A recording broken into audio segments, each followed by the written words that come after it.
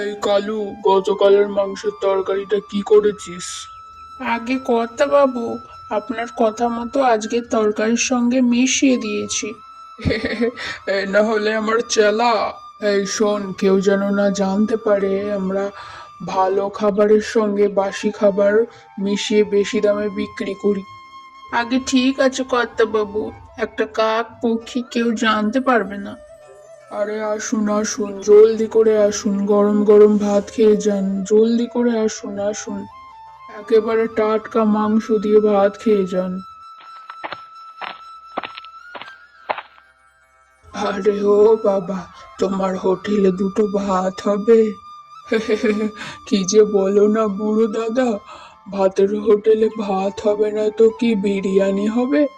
বাবা, আমার অনেক খিদে পেয়েছে, তুমি আমাকে দুটো ভাত খেতে দেবে?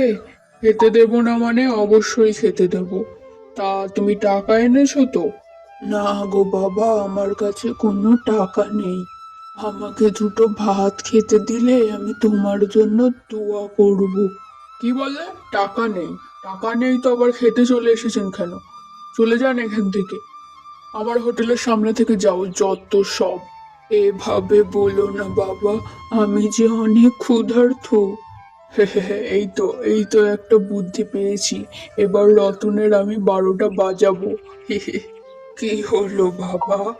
বুড়ো দাদা, ওই সামনে রতনের হোটেলে চলে যান, ও আপনাকে পেট ভরে খাওয়াবে, ও ফ্রিতে মাছ ভাত খাইয়ে দেবে আপনাকে। সত্যি বলছো বাবা? আমি এই হোটেলে ভাত খেতে পারবো? ঠিক আছে, আমি তাহলে ওই হোটেলেই যাই।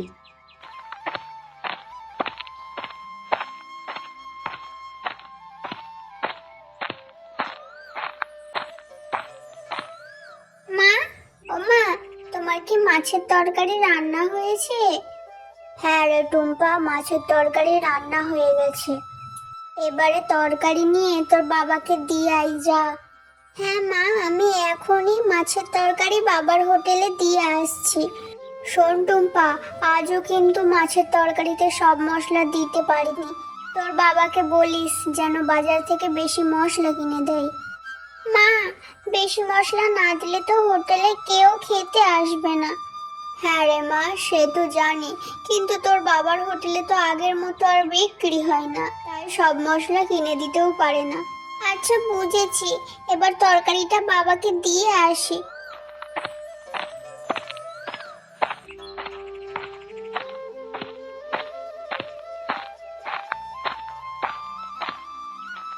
না, সেই কখন থেকে দাঁড়িয়ে আছি, এখনো যে একটা লোকও খেতে আসলো না। এভাবে চললে যে হোটেল বন্ধ করে পথে নামতে হবে।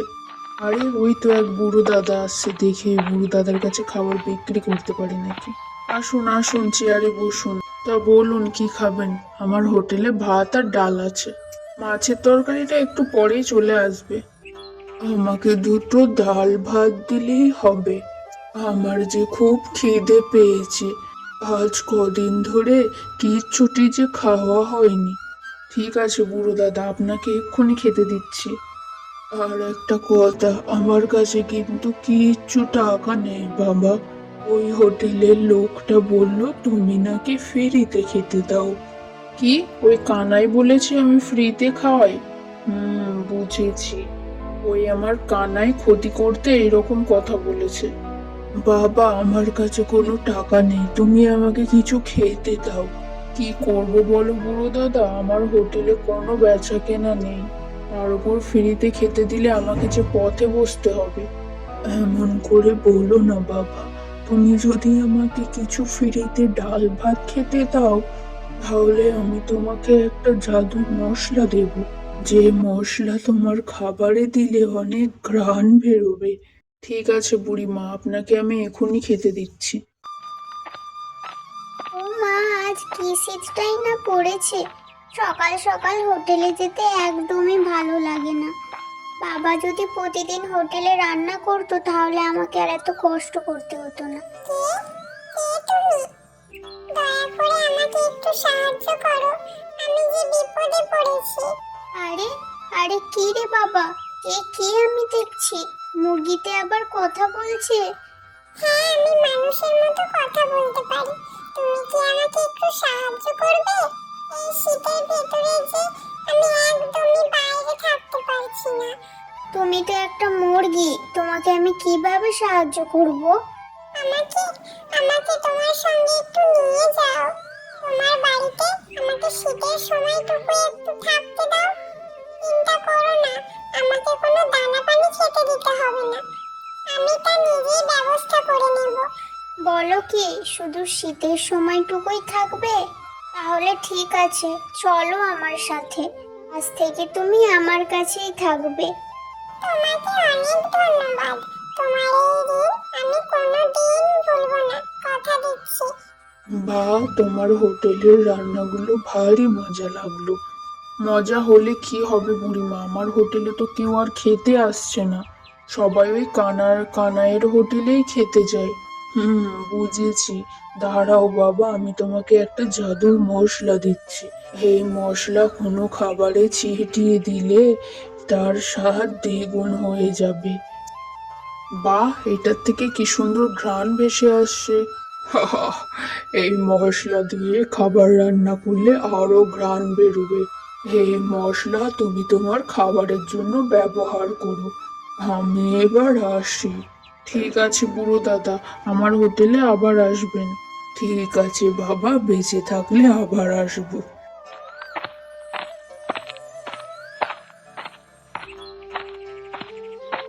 আরে টুম্পা মা, তুই এসেছিস? এ কি, এই মুরগিটা কোথায় পেলি রে মা? তোর সঙ্গে আবার এই মুরগিটা কেন? বাবা, আমি এই মুরগিটা রাস্তার ধারে পেয়েছি। এই নাও তোমার মাছের তরকারি। তরকারি তো এনেছিস ঠিক আছে রে মা, কিন্তু হোটেলে তো আজ কেউই আসছে না রে খেতে, একেবারে ফাঁকা। বলো কি বাবা, আজও কেউ হোটেলে খেতে আসেনি? না রে মা, আজও কেউ আসেনি। দাঁড়া টুম্পা, তোকে আজকে একটা কৌটো মশলা দিচ্ছি।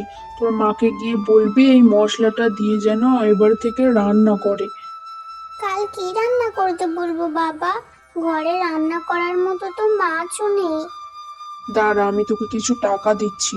যাওয়ার সময় এই টাকাগুলো দিয়ে কিছু হাঁসের ডিম কিনে নিয়ে যাস।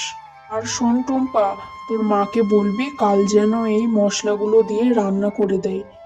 ঠিক আছে বাবা, এবার তুমি আমাকে টাকা আর মশলা দাও, আমি জলদি বাড়ি যাই। এই রে কালু, গতকালের সব বাসি ভাতগুলো বিক্রি হয়ে গেছে তো? আগে না কর্তা বাবু, কিছুটা রয়ে গেছে। ওগুলো কি ফেলে দেবো নাকি? এই হতচ্ছাড়া, এতগুলো ভাত ফেলে দিবি মানে? যা, জলদি করে ভাতের সঙ্গে মিশিয়ে কম দামে বিক্রি করে দে। আগে কর্তা বাবু, ঠিক আছে, তাই করছি।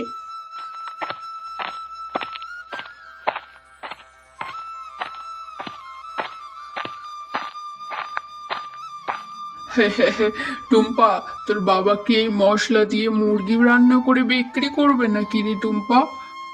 সে তোমাকে বলতে যাব কেন কাকা? তুমি তো আমাদের রান্না দেখে সেটাই রান্না করো, দিয়ে কম দামে বিক্রি করো।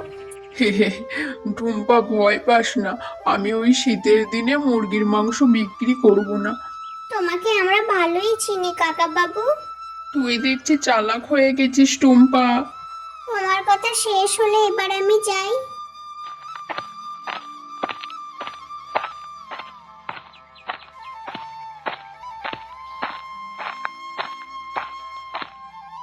লোকটা এসব কি বলছে টুম্পা? তুমি আমাকে রান্না করবে?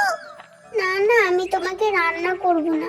জানো, ওই কানাই কাকার জন্য আমাদের হোটেল একদমই চলে না। সে সব খাবারের দাম আমাদের থেকেও কম দামে বিক্রি করে, তাই সবাই তার দোকানেই খেতে যায়। বুঝেছি, লোকটা তোমাদের অনেক ক্ষতি করছে। চিন্তা করো না টুম্পা, আমি ওকে পরে দেখে নেব। তুমি তো একটা সামান্য মুরগি, তুমি তাকে কিভাবে দেখে নেবে? সে তুমি সময় হলেই বুঝতে পারবে টুম্পা। না, সেই কখন থেকে বসে আছি, কিন্তু এখনো পর্যন্ত একটা লোকও খেতে আসছে না।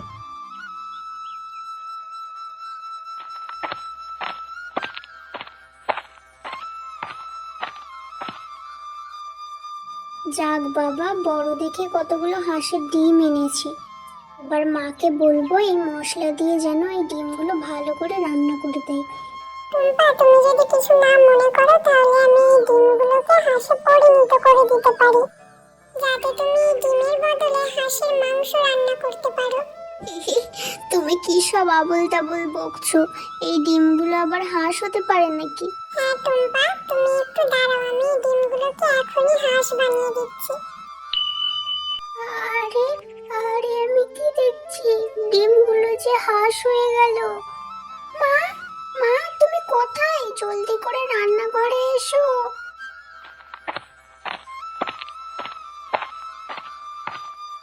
কি রে টুম্পা, কি হয়েছে? এত ডাকাডাকি করছিস কেন? দেখো মা, কতগুলো হাঁস। আরে এ কি, এতগুলো হাঁস তুই কোথায় পেলে টুম্পা? এই হাঁসগুলো না না মানে এই হাঁসগুলো কালকে তুমি রান্না করে দেবে, আর রান্নার সময় ওই মশলাগুলো ব্যবহার করবে। এটা আবার কেমন মশলা? তা তো জানি না মা, বাবা বলল এই এই মশলা দিয়ে যেন তুমি রান্নাটা করো। তা না হয় বুঝলাম, কিন্তু এই মুরগিটা কি করব? মুরগির রোস্ট নাকি মাংস? না না মা, এই মুরগিটা রান্না করার জন্য নয়, আমি নিয়ে গেলাম ওকে ঘরে। বাহ, কি সুন্দর ঘ্রাণ ভেসে আসছে, আর মাংসটা খেতেও খুব সুস্বাদু লাগছে। গিন্নি, টুম্পার ওই মুরগিটা আজ রান্না করেছো নাকি? না গো, টুম্পার ওই মুরগিটা আজকে রান্না করিনি। আজকে তো রান্না করেছি হাঁসের মাংস। কি, শীতের দিনে তুমি এই হাঁসের মাংস পেলে কোথায়? সে আমি কি করে বলবো, টুম্পাই তো নিয়ে এসেছি, আর সাথে করে 1 কৌটো মশলা, যেটা তরকারিতে দেওয়ার পর থেকে ঘ্রাণে একবারে সারা ঘর মো মো করছে।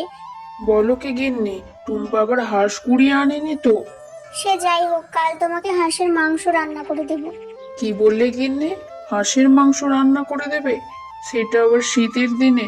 হ্যাঁ গো, দেখো সবাই শীতের দিনে হাঁসের মাংস চেটে পুটে খাবে। ঠিক আছে, এবার তাহলে জলদি খেয়ে নাও।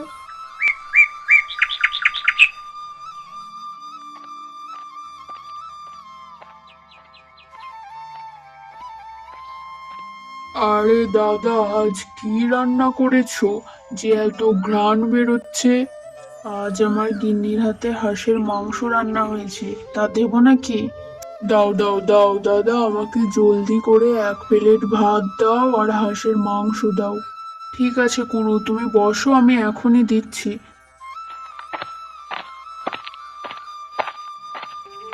আরে ও দাদা, আপনার হোটেলে আজকে কি রান্না করেছেন বলুন তো? এত সুন্দর ঘ্রাণ ভেসে আসছে। আর বলবেন না দিদি, এই শীতের ভিতরে একটু হাঁসের মাংস বিক্রি করছি, তাই এত ঘ্রাণ বেরোচ্ছে। কি বললেন? হাঁসের মাংস? তাও আবার শীতের দিনে? দিন দিন দিন, 1 প্লেট ভাত দিন দেখিনি, আর 1 প্লেট মাংস। হ্যাঁ হ্যাঁ দিদি, এখনই দিচ্ছি, আপনি একটু চেয়ারে বসুন। যাক বাবা, সবাই আবার আমার হোটেলে খেতে আসছে, আমাকে আর না খেয়ে মরতে হবে না। ভাগ্যিস ওই বুড়িমা ছিল। আর রতনদা, 2 বাটি ভাত আর 1 বাটি মাংস খেয়েছি, তা আমার কত হয়েছে? তোমার মোট 100 টাকা হয়েছে পুরো। কি বলছো রতনদা, আমি আগে জানলে আরো 2 বাটি হাঁসের মাংস খেতাম। আচ্ছা, যখন খেতে ইচ্ছা করবে তখন আমার হোটেলে চলে আসবে, একদম সস্তায় হাঁসের মাংস পাবে। আমাদের ভিডিও ভালো লাগলে সাবস্ক্রাইব করে আর একটা লাইক দিয়ে পাশে থাকবেন। ধন্যবাদ।